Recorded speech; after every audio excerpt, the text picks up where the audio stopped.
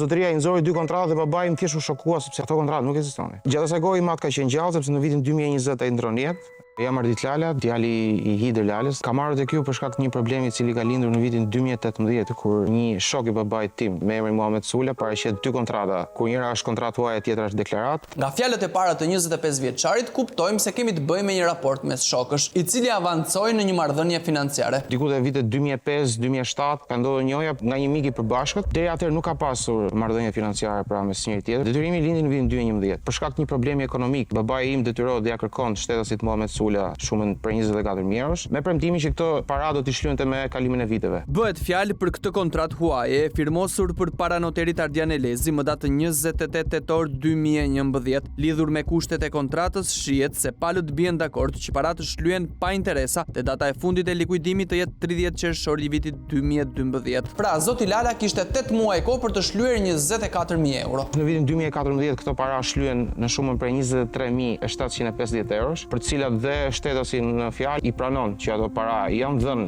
nga ai dhe janë marrë gjithashtu. Parat u shlyen 2 vite me vonesë dhe kjo gjë u tolerua nga huadhënësi, sepse likuidimi brenda 8 muajve nuk ishte premtimi i vetëm i dhënë nga indjeri Hider Lala. Ekzistonte edhe një marrëveshje tjetër mes dy shokëve. Premtimi i bërë atëherë ka qenë që me ndihmesën që ky do na bënte me shumën për 24.000 eurosh, pasi të fitoheshin dyqanet për cilët unë jam proces civil, zotërisë do të shite një dyqan me çmim më të lirë se tregu, e dinte se ku po kërkonte, ai kishte të qartë që ato para mund t'i merrte. Ashtu edhe siç i mori, pavarësisht se me 2 vite vonesë. Problematika eskalon në vitin 2018 kur ai pretendon 2 kontrata të reja. Këto janë takuar poshtë shtëpisë ku ne jetonim dhe thjesht ja paraqet dhe i thotë që ka ardhur momenti që ti të më shlyesh mua borxhin. Kam qenë prezent në atë moment ku zotëria i nxori 2 kontratë dhe babai më thjesht u shokua sepse ato kontratë nuk ekzistonin. Fjalia e parë që ai përmendi ishte po më vë gjop. Çfarë janë ato që po më tregon sepse këto nuk ekzistojnë. Bëhet fjalë për këto 2 dokumente të firmosura gjithashtu pranë noterit Ardian Elezi në Kukës. E para është kontratë huaje 23 shkurtit 2012 me vlerë borxhi 10.000 euro, dhe tjetra është deklarate 23 prillit 2014 me vlerë 47.200 euro për blerjen e një dyqani. Sa i takon kushteve të këtyre 2 dokumenteve notariale,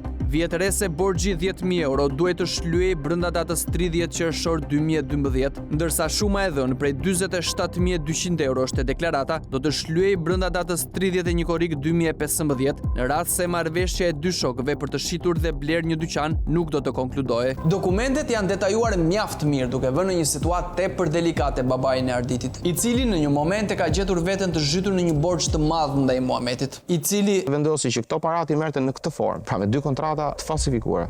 Unë kam qenë shumë pranë në familjes dhe e di ekzistencën e borxheve që mund të ekzistonin. Dhe mbaj përgjegjësi për atë që them që këto borxhe nuk kanë ekzistuar. Dhe këto kontrata nuk janë të vërteta. Në të tilla situata, bindja e atij që flet dhe besimi nga dëgjuesi janë më shumë të aspektit moral, sepse çështja është tërësisht ligjore. Hapi i parë që merr i mat pas vënies ndjeni të këtyre 2 kontratave është kallëzimi në prokurori për shtetasin Muhamet Sula dhe noterin Ardian Elezi për falsifikim firme, konkretisht për kontratën e huas të vitit 2012 dhe deklaratën e vitit 2014. Në deklarimin e tij para oficerit të policisë gjyqësore më datë 17 janar 2019, indjeri Hider Lala ka treguar se vetë shoku të tij ballafaqim ka bërë edhe me noterin Ardian Elezi, ku i ka kërkuar origjinalin e 2 dokumenteve të sipërpërmendura, por ky i fundit i ka dorëzuar vetëm kopje të printuara. Dyshimet e 62 vjeçarit asaj kohe ishin se miku i tij në bashkëpunim me noterin kërkonin t'i merrnin para dhe dyqanin tek ish pastiqeri Partizani në Tiranë. Pasi nisën hetimet nga prokuroria, bën disa veprime procedurale hetimore, ndër të cilat është dhe një akt ekspertimi i vitit 2019. Ky akt mban datën 12 qershor dhe një ditë më pas i është dërguar prokurorisë së Kukësit. Eksperti Vjollxhin Kuka bëri krahasime me modele të mëparshme shkrimi si dhe shkrime të lira nga zoti Hider Lala dhe pasi kreu ekzaminime me të gjitha pajisjet e nevojshme që disponon Instituti i Policisë Shkencore për të tilla procedura,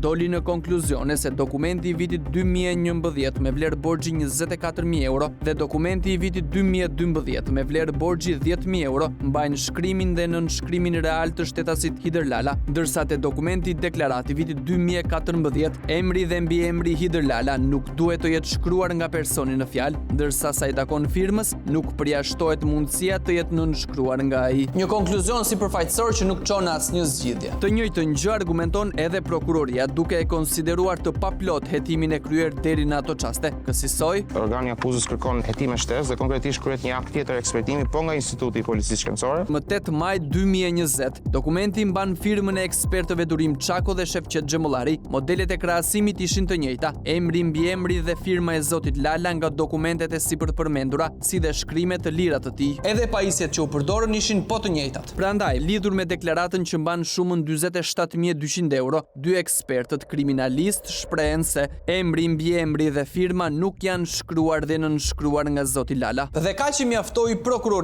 që zotin Muhamet Sula dhe noterin Ardian Elezi t'i merrte në pyetje si persona nën hetim. Por të dy deklaruan se nuk kanë falsifikuar asnjë shkrim apo akt notarial dhe se gjithçka është zhvilluar në prezencë të palëve. Mirë po prokuroria nuk mendoi kështu. Duke marrë parasysh dy aktet e ekspertimit kryer nga Instituti i Policisë Shkencore, prokuroria Rita Gjati dërgon për gjykim çështjen në gjykatën e Kukësit, ku ndaj zotit Sula rëndonte vepra penale falsifikim dokumentesh, ndërsa noterit Elezi ju shtua edhe vepra penale shpërdorimi i detyrës. Megjithatë, organi i akuzës nuk u mjaftua me kaq. Pasi prokuroria Gjati kërkoi të bëjë një akt i tretë ekspertimi, në këtë dokument që mban datën 6 nëntor 2020, ekspertëve të mëparshëm Vjolgjin Kuka dhe Shefqet Xhemollari i shtohet edhe eksperti Gania Elezi dhe në konkluzionet e vendimit të marrë pas ekzaminimeve të gjithë dokumenteve dhe provave të nevojshme me të njëjtat aparate dhe metoda krahasimi të Institutit të Policisë Shkencore, ata shprehen se emri mbi emri dhe firma e zotit Hider Lala nuk janë shkruar dhe nënshkruar nga ai. 3 ditë pas këtij vendimi, Hider Lala ndoron jetë në moshën 63 vjeçare si pasojë e koronavirusit dhe çështjen detyrohet ta ndjek djali i tij i madh. Prokuroria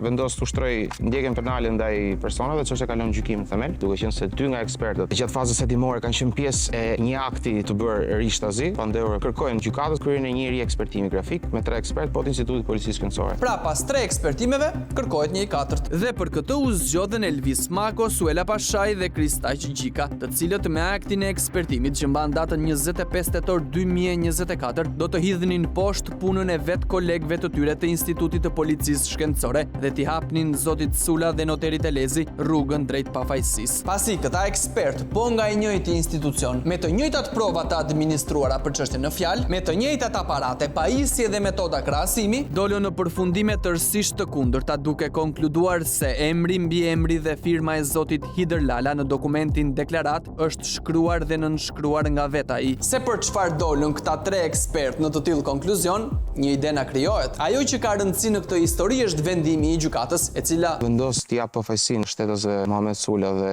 noterit Ardian Elezi, duke qenë se i referohet konkretisht aktit të fundit të ekspertimit.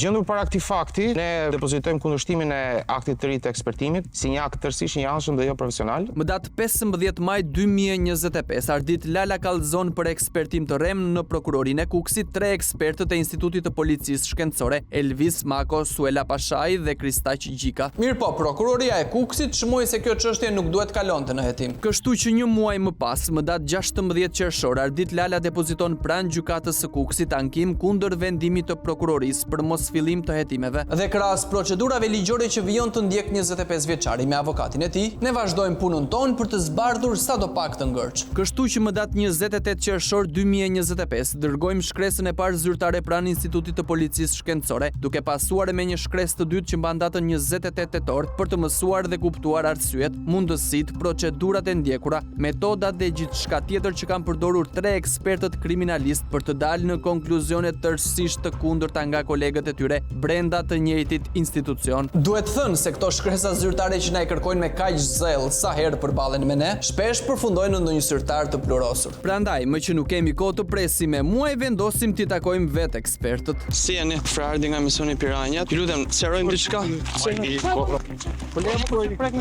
Kohët e fundit kemi filluar të kuptojmë se kjo pajisje që ka shumë e rrezikshme. Se nuk shpjegohet ndryshe frika e njerëzve kur e shohin. Jo e të gjithë njerëzve, të kuptohemi. Janë bërë 3 vendime nga Instituti i Policisë Shkencore që firma e të ndjerit, babait të zotërisë, kjo është e falsifikuar. Si ka mundësi që ju bashkë me 2 kolegë të tjerë nga i njëjti institut me të njëjtat metoda, me të njëjtat aparate keni thënë që është e vërtetë? Po është e vërtetë. Si? Po nuk u bëhet me aparat vetëm. Kur kolegët tuaj 5-6 kolegë vendosin që është e falsifikuar. Jemi shprehur me akt ekspertimi në gjykatë. Kolegët tuaj me të njëjtat aparate, me të njëjtat pajisje nga i njëjti institut kanë thënë që është e falsifikuar. Ju si dilni në vendim që nuk është e falsifikuar? Jo, edhe kolegët e mia ashtu kanë thënë, ç'ka kolegët e tjerë? Ja ku i kam? Ore, ka bërë gabim shkart në banesë ai. I kam këtu vendime. Në banesë. Të gjithë kolegët tuaj kanë thënë është e falsifikuar. Ju me 2 kolegë të tjerë keni thënë është e vërtetë. Patjetër. Çfarë keni ju më shumë kur janë pajisjet e njëjta? Kush ban përgjegjësinë? Në njëjti institut, jeni me e zonja Do që... njoftoj drejtorin e përgjithshëm të policisë shtetit. Nuk do të ishte keq. Të vi këtu drejtori për ty? Këtu ekspertja po bëhet lëmsh, po bëhet edhe pak qesharake, duke u munduar të kërcënoj me emër të përveçëm. Përgjigje për këtë s'do jepni. Zonja Pashaiku pa na dhënë përgjigje se çfarë metodash të ndryshme ka përdorur ajo dhe dy kolegët e saj, sepse kur flasim për një institucion policor shkencor, për të njëjtat aparate pune, për të njëjtat prova të administruara, vetëm metodat apo aftësitë e veçanta mund të bëjnë që të dalësh në konkluzione të ndryshme nga kolegët e tu. Kjo gjë mund të kthehet në precedent dhe çdo kush që ka kryer falsifikime mund të kërkojë pafundësisht akte ekspertimi, deri kur të gjej personat e duhur që i japin të drejtë. Po dy talentet e tjerë të institutit, a do mund t'i gjejmë? Për këtë përdorëm shprehjen e Borselinos ndiq paran, duke e konvertuar në ndiq kolegen dhe bingo! Si jeni? Sa mirë që u gjeta të tre bashk, grupi pandash. Zotri, me që se jeni të tre, se me zonjën kam folur, sqarojmë disa dokumenta? Me që se ju jeni ekspert dhe në funksion publikut, qytetarëve? Jam plotësisht dakord që të sqarojmë, po të sqarojmë në rrugë zyrtare. Nëse presim përgjigjen zyrtare, do na mbi bari edhe neve si të ndjerit. Prandaj më mirë ja ku jemi këtu. O zotri, pse u ngrite? Nuk dëshiron t'japësh një koment? Në të jepen aty ku duhet jepen, në sanë gjyqësore ose në vende të tjera. Ja, Ti këtu nuk bash. mund të kapësh njerëzit rrugëve. Goxha burr, me autoritet, zyrtari i biri botës. Unë se është rastësi kjo që jeni të tre këtu edhe të tre në kafe? Nuk mund të jap ndonjë se kafe do pinë po. Jeni grupi pandar të tre? Çfarë do pyeti që bëni nuk mund të kuptoj. Si ka mundësi që ju dilni kundër kolegëve të tjerë? Çfarë keni më Do të shumë? japin përgjigje të detajuar, nuk e di Po, për ma çfarë jepni kërkoni të- juve, po na bëni një Ju e kërkesë dini? pa dis. Dhe ndërkohë që jemi duke pyetur ekspertin Gjika, kolegja e tij Suela Pashaj i bën fotografi arditit, një presion i hapur ndaj personit që ka guxuar t'i denoncoj. Po nuk di për çfarë po flis. Po pse nuk ju ka treguar kolegja juaj? Jo, nuk di gjë fare. Nuk di gjë fare. Okej, po e sqarojmë ne. Po Ja ku çfarë janë fare? dokumentat, unë s'kam marrë duar bosh. Ja Po ku janë. tani në mes rrugëve në trafik do shikoj un dokument. Po pse u ngritët nga kafja sa erdha unë? Ju prisha Terezin? Po çfarë terezie? Mërzitet? Asgjë fare nuk na ke prishur. Po mirë, s'do ma jepni këtë përgjigje që çfarë keni më shumë se kolegët e tjerë që keni dalë kundër tyre? Nuk e di për çfarë bëhet fjalë. Po a them pra kolegët tuaj për emër mbi emër të zotit Hider Lala dhe firmën e tij ka vendosur që është e falsifikuar, kurse ju bashkë me dy kolegët që ishin në kafe keni thënë është e vërtet, jo e falsifikuar. Çfarë keni më shumë se kolegët e Institutit Policisë Shkencore që në tre aktet më parshme kanë thënë është e falsifikuar? Faleminderit për pyetjen, miru pafshim. Edhe pse e sqaruam se për çfarë kishim shkuar aty, sërish zoti Gjika, një lloj si kolegët e tij, nuk dha asnjë përgjigje, duke nxituar t'i bashkohet dyshes fantastike të Institutit të Policisë Shkencore. Dhe me që folum më herët për moral, theksojmë se ky material nuk vlen vetëm për informim të publikut, por edhe për organet kompetente. Sepse kur gjykata merr parasysh vetëm akt ekspertimin e fundit, kush na garanton dhe na jep siguri se të dhënat tona nuk falsifikohen dhe aq më tepër nuk bie në duart e ekspertëve të tillë të cilët dalin në konkluzione të ndryshme nga njëri tjetri. Dhe lidhur me këtë rast, që në asnjë mënyrë nuk duhet të bëhet precedent në dëm të qytetarëve, disa pyetje na lindin. A janë këta ekspert hallka e fundit e vendimarrjes? A kanë prorë mbi kokë që kontrollojnë punën e tyre? A kanë komisione shqyrtimi në raste ankesash nga qytetarët? Ku japin llogari nëse vendimet e tyre janë të gabuara dhe dëmtojnë palët, por prokuroria nuk lëviz as gishtin për të nisur hetimet ndaj tyre?